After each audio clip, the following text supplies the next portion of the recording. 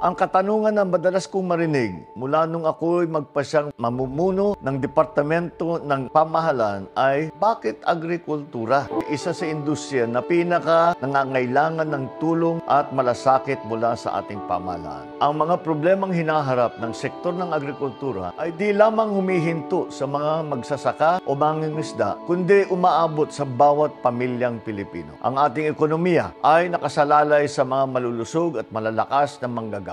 Higit pa sa anong gamot o bitamina, ang masustansya at kayang bilhin na pagkain ang siyang hindi dapat mawawala sa hapagkainan ng bawat tahanan. At dahil naman sa karanasan ko bilang gobernador ng Ilocos Norte, mahigit ng 12 taon, malapit sa puso ko at sa kaalaman ko ang usapin ng mga agrikultura. Nakita ko yung aming nagawa. Nakita ko ang maaring gawin. Kaya't alam ko na kaya nating ayusin itong mga problemang hinaharap ng ating mga magsasaka at needs especially food in our table.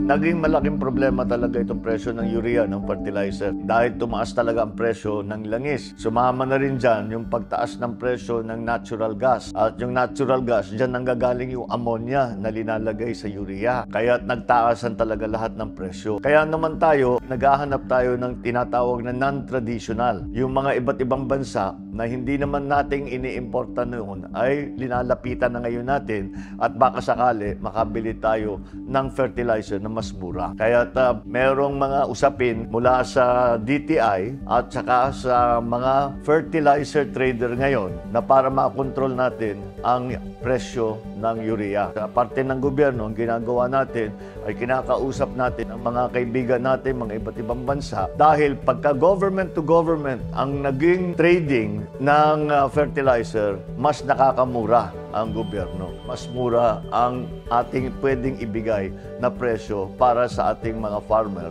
Kasabay na rin dyan ang pag-issue ng DBM ng ating e-voucher. Kaya yung aking sinasabi na nagtutulungan ng private sector, nagtutulungan ang gobyerno para naman mas makamura ang farmer at kahit papano merong kinikita.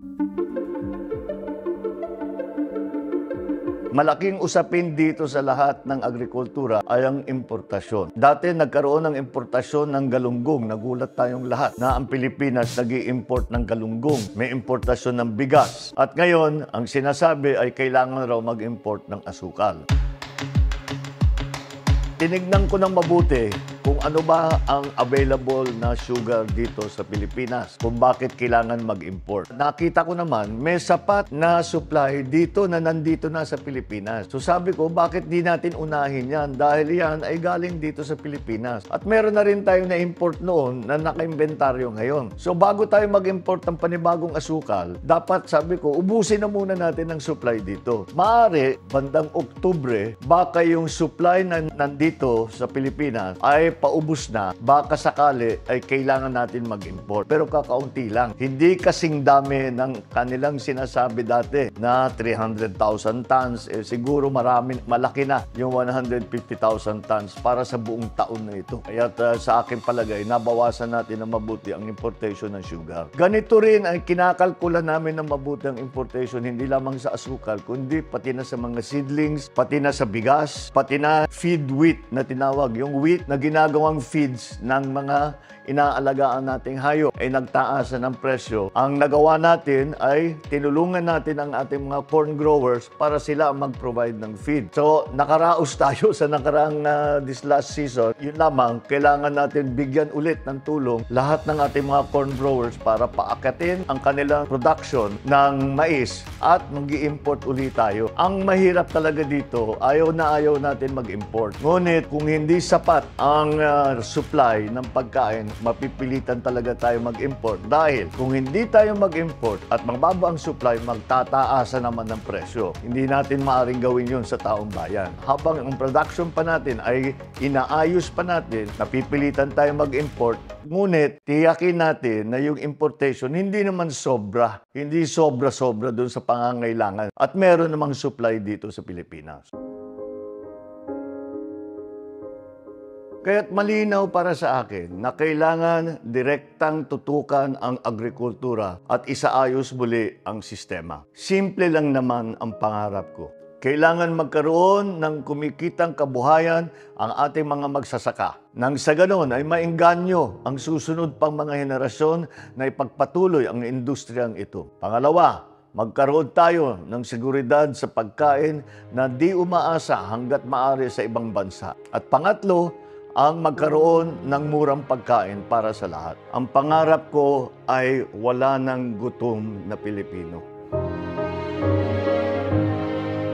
At tiyak ko na pangarap rin ng bawat isa sa atin yan. Patuloy ang ating pagpupursige na ibangon at ilaban ang industriyang ito hanggang sa makamtan natin ang mga pangarap na yan. Maraming salamat sa lahat ng mga nagpaparating ng kanilang pagsusuporta sa lahat ng ating ginagawa sa ating panunungkulan. Laging tandaan na sa lahat ng ating haharapin, ang puso at diwa ng Pilipino ang mananatiling manigit. Para sa isang bansang may mahigit na 40% na lupa para sa pagsasaka, napakaliit po ng atensyon na ibinibigay natin sa ating agrikultura. Ang katotohanan na kalagayan nitong industriyang ito na ilang taon o dekada nang naging normal ay lalong naramdaman ng bawat Pilipino pagpasok ng pandemya. Marami tayong katanungan. May kakulangan ba talaga tayo sa pagkain? Bakit tayo nag-import ng mga produktong sagana tayo? Kaya ba natin marating ang self-sufficiency pagdating sa ating food supply? Ano ang mga bahagi ng ating sistema sa agrikultura ang kailangan pampatibayin? Paano pa natin matutulungan ang industriya ng pagsasaka upang gawin itong hanap buhay na pipiliin ng ating mga susunod pa na henerasyon?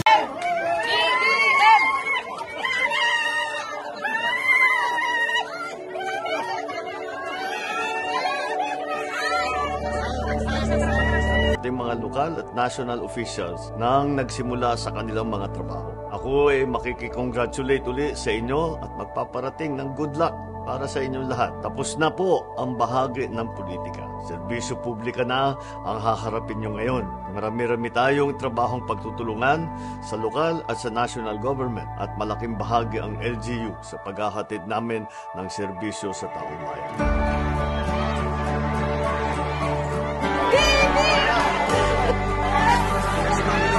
Isang halimbawa sa pagtutulungan niyan ay ang implementasyon ng marami nating programa sa pagkain at sa agrikultura. Gaya na lamang nitong 20 peso rice program.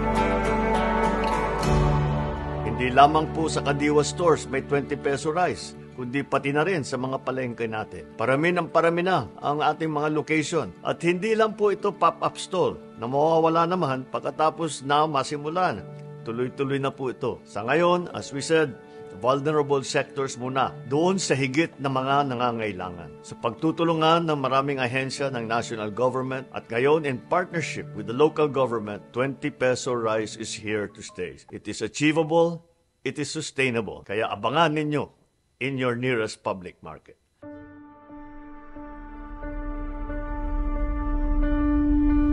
Meron nga nagsasabi na meron silang pangamba na dahil binaba ang presyo ng bigas, sasabay din ang presyo ng palay. Hindi po totoo yan. Meron po tayong minimum buying price. Ang maging presyo ng bigas, hindi po bababa.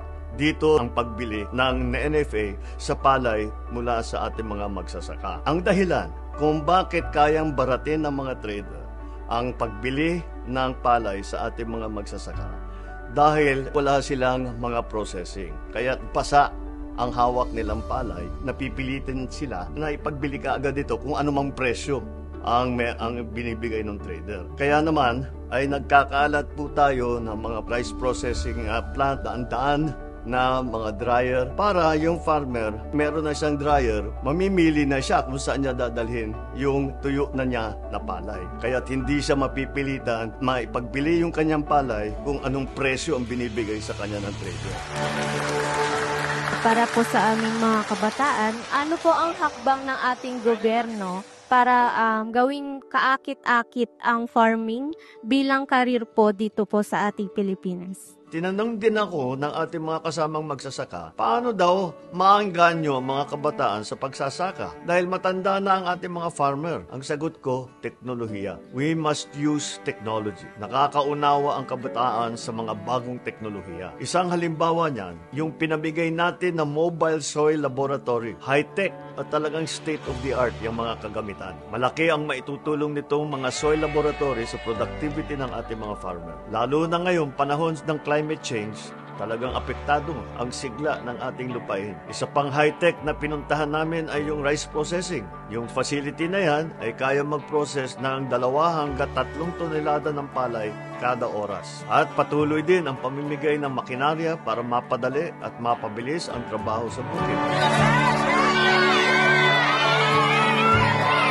Mura, asahang supply at masustansyang pagkain. Yan ang magiging ani ng isang matibay na sistemang agrikultura. Kaya natin ito pinagbubuhusan ng pansin. Mula sa sakahan, sa iba't ibang proseso na kailangan pagdadaanan ng mga ani, pati sa bagsakan hanggang sa pamilihan, titiyakin ng pamahalaan na maayos ang pakdakbo para sagana sa pagkain ang hapag kainan ng bawat pamilyang Pilipino.